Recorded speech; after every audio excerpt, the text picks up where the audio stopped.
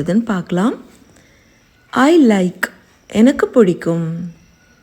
I like எனக்கு பிடிக்கும் அப்படிங்கிறது ஹிந்தியில் எப்படி சொல்லணும்னா முஜே பசந்த் ஹை. முஜே பசந்த் ஹை. முஜே பசந்த் ஹை. முஜேனா எனக்கு, பசந்த்னா பிடிக்கும். High is a verb. Next sentence I don't like எனக்கு இது பிடிக்காது, எனக்கு பிடிக்கல அப்படின்றது முஜே பசந்த் நஹி ஹை. முஜே பசந்த் நஹி ஹை.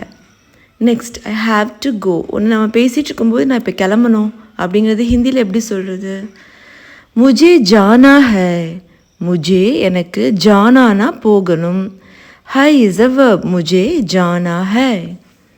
அதே மாதிரியே எனக்கு படிக்கணும். இது ஹிந்தியில் எப்படி சொல்லணும்னா முஜே பட்னா ஹை. முஜே எனக்கு பட்னா